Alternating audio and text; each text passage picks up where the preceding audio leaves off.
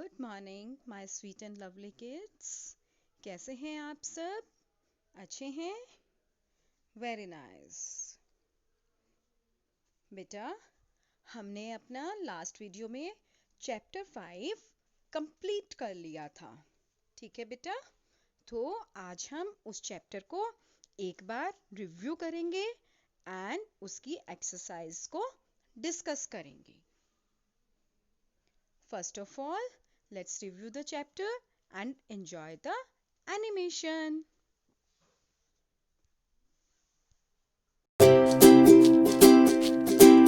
Inserting and formatting word art. You can make your text in Word more noticeable by giving special effects to your text. The word art feature is used to do so. Let us see how to insert a word art. Click on the Insert tab. Click on the word art drop-down arrow in the text group and select any one of the given styles. A box appears with your text here written inside the selected style. Type your text, for example, uses of a computer. Formatting word art. Once you have inserted a word art in a document, you can fill the word art with color, change its outline color, add style, and format the text. Let us apply some style to the word art. Click anywhere on the word art text to select it. Notice, the Format tab appears on the ribbon. Click on the Format tab. In the Word Art Styles group, click on the More drop-down arrow, and choose the desired style in the task pane. Click on the option, say, Glow. Choose the desired style from the Presets drop-down menu. The style is applied to the word art text. Let us now change the color of the word art. Select the word art text. On the Format tab, click on the Text Fill drop-down arrow in the Word Art Styles group to open a list of colors. Click on the color to be filled in the word art. The color of the word art is changed.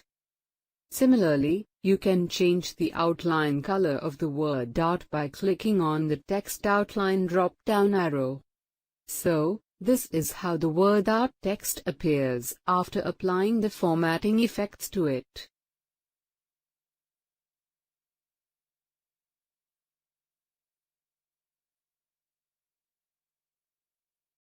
तो बेटा, देखा आपने अपना animation part? ठीक है, now let's review the exercise part also. ठीक है, the first question is tick the correct answers, यानी कि आपको सही आंसर को टिक करना है। यहाँ पर हर क्वेश्चन के लिए आपको 3 ऑप्शंस गिवन हैं। आपको ओनली 1 ऑप्शन जो करेक्ट है उस पर टिक करना है। The first question is text box button is present on the, यहां पर आपको बताना है text box button. Text box पता है ना आपको, एक बॉक्स होता है जो कि आपके टेक्स्ट को एम्फसाइज करने के लिए यूज होता है। आप अपने डॉक्यूमेंट में उसको इंसर्ट करते हैं। तो इंसर्ट वर्ड से बेटा आपको यहाँ पर याद रखना है कि टेक्स्ट बॉक्स जो हमारा बटन होता है वो कौन से टैब में प्रेजेंट होता है? होम टैब, इंसर्ट टैब और व्यू टैब। ठीक है, तो इंसर्ट वर्ड से आपको याद रखना है इंसर्ट टैब। कौन से टैब में होता है ये? इंसर्ट टैब में। Now the next question is this feature lets our user insert decorative text styling in a document. अब देखो, आप लोगों को अगर अपने डॉक्यूमेंट में डेकोरेटिव टेक्स्ट, सुंदर सुंदर हैंड राइटिंग में डेकोरेशन वाला टेक्स्ट इंसर्ट करना है, तो कौन सी ऑप्शन हमने यूज की थी? याद है कुछ आपको? चलिए ऑप्शंस देखते हैं क्या क्या है। वर्ड आर्ट, शेप्स और टेक्स्ट बॉक्स। शेप्स ऑप्शन से हम डिफरेंट शेप्स ऐड करते हैं। टेक्स्ट बॉक्स अभी मैंने आपको बताया है। तो कौन सा इसका करेक्ट आंसर है? Word art. ठीक है, वर्ड आर्ट ऑप्शन से हम लोग क्या करते हैं? डेकोरेटिव स्टाइल में अपना टेक्स्ट एंटर कर सकते हैं। Now next, which of the following is not available in shapes menu? Shapes menu में कौन सी ऑप्शन अवेलेबल नहीं है? शेप्स के अंदर क्या है? याद है आपको? बहुत सारी शेप्स, अलग अलग तरह की, triangle, square, line, call outs and stars, है ना? तो कौन सी शेप अवेलेबल नहीं होती है? Flow chart. फ्लो चार्ट में क्या क्या शेप्स होती हैं? ट्रायंगल भी हो सकता है, रेक्टेंगल भी हो सकता है, ये सब भी अवेलेबल हैं। रेक्टेंगल्स भी अवेलेबल हैं शेप्स ऑप्शन में। पिक्चर्स, नो, पिक्चर्स इंसर्ट करने के लिए एक अलग से ऑप्शन गिवन है, तो पिक्चर्स है हमारा करेक्ट आंसर, जो शेप्स ऑप्शन में अवेलेबल नहीं है। Next is, it is the intersection of a column and a row. आपको पता है ना कॉलम क्या होता है टेबल के अंदर? एक vertical series of cells. And row क्या होता है कॉलम के अंदर? एक हॉरिजॉन्टल सीरीज ऑफ सेल्स। और कॉलम और सेल जहां पर इंटरसेक्ट करता है वहां पर एक छोटा सा बॉक्स बनता है, उस बॉक्स को हम क्या कहते हैं? सेल, टेबल और बॉक्स। टेबल क्या होता है? पूरा का पूरा टेबल जिसमें बहुत सारी रोज होती हैं, कॉलम्स होती हैं। बॉक्स तो एक सिंपल खाली बॉक्स हो जाता है, एक ट्रायंगल भी, रेक्टेंगल भी हो सकता है, एक स्क्वायर भी हो सकता है। तो वो क्या है? एक सेल, जो कि रो और कॉलम के इंटरसेक्शन से बनता है। Now the next is, this group on the contextual layout tab contains the split cells option. अब देखो बेटा, contextual layout tab क्या होता है? जो टैब किसी एक पर्टिकुलर थिंग के लिए यूज होता है। ठीक है, कुछ एक टैब्स हमारे एमएस वर्ड में ऑलरेडी होते हैं। कुछ कॉन्टेक्सचुअल टैब्स जो होते हैं, अगर हम किसी ऑप्शन पर क्लिक करते हैं तभी वो आते हैं, अदरवाइज अपीयर नहीं होते। तो कौन सी कॉन्टेक्सचुअल लेआउट टैब में स्प्लिट सेल ऑप्शन होती है? Rows and column. Rows and column जो हमारा कॉन्टेक्सचुअल लेआउट टैब होता है, उसके अंदर हमारा स्प्लिट सेल ऑप्शन होता है। ठीक है बेटा? Now, next, fill in the blanks. चलिए सबसे पहले हम इसमें वर्ड्स को रीड करते हैं जो कि हमें हेल्प बॉक्स में गिवन है। टैब, बोलो मेरे साथ, tab. Next is 8, then shapes, then illustrations. क्या है ये? illustrations. Then split cells. ठीक है? Now, the first option is dash option divides the selected cell into multiple new cells. आपने एक सेल को सिलेक्ट किया है, आप उस सिंगल सेल को मल्टीपल सेल्स में कन्वर्ट करना चाहते हो। ठीक है, तो क्या है, कैसे होगा वो? उसको हम स्प्लिट कर देंगे, अलग अलग पार्ट्स में डिवाइड कर देंगे। तो कौन सी ऑप्शन होती है स्प्लिट करने से? याद रखिए, स्प्लिट सेल्स ऑप्शन। समझ आ गया बेटा? तो मल्टीपल सेल्स में स्प्लिट करने के लिए स्प्लिट सेल्स ऑप्शन आती है use. Now the next is pressing the dash की moves the cursor to the next cell. आप एक सेल में हो, आपको उसके नेक्स्ट सेल में जाना है, तो कौन सी की प्रेस करने को बताया था मैंने? हमने प्रैक्टिकल भी किया था, टैब की।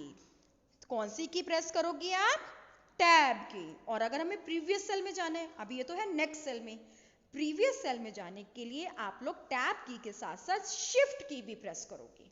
समझ आ गया? शिफ्ट की के साथ टैब की प्रेस करने से प्रीवियस सेल में जाएंगे हम। Now the next is pictures button is present in the dash group. अगर हमें अपने डॉक्यूमेंट में कोई पिक्चर इंसर्ट करनी है, ठीक है, तो वो इंसर्ट टैब में कौन से ग्रुप के अंदर होती है? Illustrations group. कौन से ग्रुप में प्रेजेंट होता है picture button? Illustrations group. Now the next is callouts is a category available in the dash drop down menu। callouts क्या होते हैं बेटा? जैसे कई बार आप लोग स्टोरी देखते हो, है ना, तो स्टोरी में एक सर्कल बना होता है और उसमें एक एरो लगा होता है कि ये पर्सन ये बोल रहा है ये चीज। कॉमिक बुक में, कार्टून बुक्स में ऐसे बना होता है ना कॉल आउट्स। तो वो कॉल आउट्स जो हैं वो कौन से ड्रॉप डाउन मेन्यू में आता है? वो क्या होता है? एक शेप होता है, ठीक है। कॉल आउट्स क्या होता है? एक शेप होती है। तो कॉल आउट्स कौन से ड्रॉप डाउन मेन्यू में है? शेप्स मेन्यू में। कौन से ड्रॉप डाउन मेन्यू में आएंगे? शेप्स मेन्यू में, ठीक है। Now the next is rotation and resizing handles allows you to rotate and resize dash text box। यहाँ पर बेटा ये जो ब्लैंक है ये रोंग है, यहाँ पर ये ब्लैंक नहीं आएगा, डैश स्टार्टिंग में आएगा। Dash rotation and resizing handles allows you to rotate and resize text box, ऐसे आएगा ये। तो हमारे रोटेशन और रीसाइजिंग हैंडल्स कितने होते हैं? 8। कितने रोटेशन और रीसाइजिंग हैंडल्स होते हैं बेटा? 8, जिनसे हम अपनी शेप को रोटेट कर सकते हैं और उसका साइज जो है छोटा बड़ा कर सकते हैं, ठीक है। Now the next is true और false. Number 1, you cannot modify a table once it is inserted। अगर आपने एक बार एक टेबल को इंसर्ट कर दिया है तो क्या आप उसको मॉडिफाई नहीं कर सकते? हमने किया है ना मॉडिफाई टेबल को, हम उसमें सेल्स इंसर्ट कर सकते हैं, डिलीट भी कर सकते हैं, रो एंड कॉलम भी इंसर्ट एंड डिलीट कर सकते हैं। तो क्या होगा ये? फॉल्स। समझ आ गया बेटा? नेक्स्ट इज शिफ्ट टैब की combination moves the cursor to the last cell in a table। अभी हमने उसमें भी क्या है, फिल इन द ब्लैंक्स में भी किया। ये शिफ्ट और टैब की कॉम्बिनेशन से हम टेबल में कहां पर मूव करते हैं? प्रीवियस सेल में। बट ये कह रहा है last cell of the table. No, it is wrong. तो क्या आएगा यहां पर? False. You can add text in a shape. आप शेप के अंदर टेक्स्ट ऐड कर सकते हैं? Yes we can. तो हम यहां पर राइट करेंगे true. It must to select a shape before applying any effect to it. जब भी हम किसी भी शेप को कोई भी इफेक्ट देना चाहते हैं तो क्या जरूरी होता है कि हम उसे सिलेक्ट करें? हमने प्रैक्टिकल के टाइम पर भी देखा था बेटा कि अगर हम शेप को सिलेक्ट नहीं करेंगे तो हम उसके अंदर कोई भी चेंजेस नहीं कर सकते, कोई भी इफेक्ट अप्लाई नहीं कर सकते। तो yes, it is compulsory to select the shape. तो यहां आएगा true. Next is splitting cells divide the selected cells into multiple new cells. ये अभी हमने ट्रू फॉल्स में भी किया है। स्प्लिटिंग सेल्स क्या करता है? मल्टीपल सेल्स में डिवाइड करता है, ठीक है बेटा। तो ये हो गया हमारा ट्रू। समझ आ गया बच्चे? Now next is answer the following questions, ठीक है। These are question answers. Now the first question is why do we need to insert objects in a document। हमने बहुत सारे ऑब्जेक्ट्स इंसर्ट करने सीखे हैं डॉक्यूमेंट में। कौन कौन से ऑब्जेक्ट्स? हम लोग टेक्स्ट बॉक्स इंसर्ट कर सकते हैं, वर्ड आर्ट इंसर्ट कर सकते हैं, शेप्स इंसर्ट कर सकते हैं, टेबल्स इंसर्ट कर सकते हैं। क्यों इंसर्ट करते हैं? ताकि जो हमारा डॉक्यूमेंट है वो अट्रैक्टिव बने, समझ आया बेटा? वो देखने में अच्छा लगे, इफेक्टिव बने, इसीलिए हम लोग बहुत सारे ऑब्जेक्ट्स इंसर्ट करते हैं इन अ डॉक्यूमेंट. ठीक है? Now the next is what is a text box and how it is different from a shape. अब देखिए टेक्स्ट बॉक्स क्या होता है. आपको पता है हम अपने डॉक्यूमेंट में अगर कुछ टेक्स्ट को एम्फसाइज करना है, उसको यानी कि हमें अलग से शो करना है कुछ अमाउंट ऑफ टेक्स्ट को, तो हम उसको टेक्स्ट बॉक्स में एंटर कर सकते हैं. ठीक है? तो टेक्स्ट बॉक्स जो है वो कुछ अमाउंट ऑफ टेक्स्ट को एम्फसाइज करने के लिए यूज होता है. बट शेप कैसे से डिफरेंट कैसे है ये? तो टेक्स्ट बॉक्स जो है हमारा वो ओनली रेक्टेंगुलर शेप में होता है. ठीक है? बट जो हमारी शेप्स होती हैं वो हम लोग किसी भी शेप में इंसर्ट कर सकते हैं, जैसे स्टार, ट्रायंगल, ओवल. ठीक है? समझ आया? बट जो हमारा टेक्स्ट बॉक्स होता है वो ओनली रेक्टेंगुलर शेप में होता है और हम उसके अंदर टेक्स्ट एंटर करते हैं. टेक्स्ट तो हम शेप में भी एंटर कर सकते हैं पर बहुत ज़्यादा नहीं. समझ आया बेटे? Now the next is sorry, explain the use of word art feature. Word art feature क्या होता है, किस लिए यूज होता है? अब वर्ड आर्ट किस लिए यूज होता है? अगर हमें अपने टेक्स्ट को बहुत ही सुंदर वे में, ब्यूटीफुल वे में, डेकोरेटिव वे में अपने डॉक्यूमेंट में इंसर्ट करना है, तब हम उसके लिए वर्ड आर्ट फीचर का यूज करते हैं. समझ आया? ठीक है? Now next is what is a table. List any 2 methods to insert a table. देखिए टेबल क्या होता है? टेबल एक कॉम्बिनेशन होता है बेटा रोज एंड कॉलम्स का. अभी मैंने आपको बताया रोज क्या होती है, horizontal series of cells. Columns क्या होते हैं, वर्टिकल सीरीज ऑफ सेल्स. और ये सब इकट्ठे मिलकर एक टेबल बनाते हैं. बहुत सारी रोज एंड बहुत सारे कॉलम्स मिलकर एक टेबल बनाते हैं. टेबल के अंदर हम अपना डेटा रोज एंड कॉलम की फॉर्म में सेव करके रखते हैं. समझ आ गया? अब देखो मैं आपको यहाँ पे एक एग्जांपल देती हूँ. अगर आपको अपने क्लास के स्टूडेंट्स की लिस्ट बनानी है, ठीक है, कि आपको हर बच्चे का नेम राइट करना है, रोल नंबर राइट करना है, उनका फादर नेम, मदर नेम और फोन नंबर राइट करना है, तो आप लोग सिंपल ऐसे ही लिखते चले जाओगे तो क्या होगा, वो सारा मिक्स हो जाएगा. बट आप अगर प्रॉपर वे में रोज एंड कॉलम्स बनाकर उसको राइट करोगे तो वो मिक्स नहीं होगा, वो क्या होगा, बहुत ही ब्यूटीफुल वे में अलग अलग प्रेजेंट होगा. ठीक है बेटा? अब हम टेबल्स को इंसर्ट कैसे करते हैं? 2 methods. नंबर 1, ग्रिड की हेल्प से. आप लोग जैसे ही इंसर्ट टेबल ऑप्शन पे क्लिक करते हो वहां पर सबसे पहले हमें ग्रिड नजर आता है.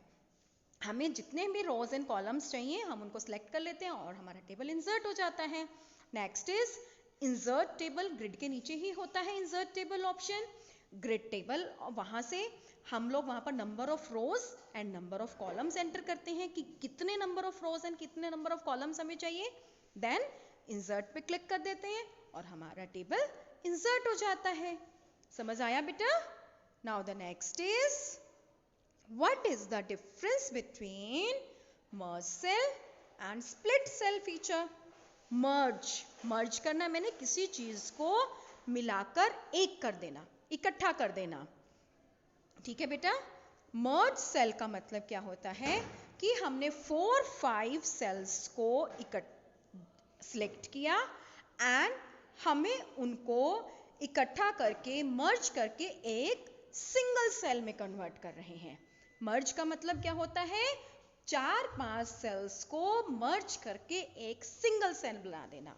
बट स्प्लिट सेल क्या होता है, ये बिल्कुल मर्ज सेल का ऑपोजिट है. एक सिंगल सेल को स्प्लिट करके मल्टीपल न्यू सेल्स में कन्वर्ट कर देना. समझ आया? इसे हम कहते हैं स्प्लिट सेल. क्लियर है बेटा? मर्ज मीन्स 4-5 सेल्स को इकट्ठा करके एक सिंगल सेल में कन्वर्ट कर देना. स्प्लिट सेल एक सिंगल सेल को स्प्लिट करके 4-5 सेल्स में कन्वर्ट कर देना। समझ आया बेटा? ठीक है, अब आप अच्छे से अपने इस चैप्टर को करेंगे एंड इसको लर्न भी करेंगे। ओके, थैंक यू बेटा, have a nice day, stay at your home and stay safe.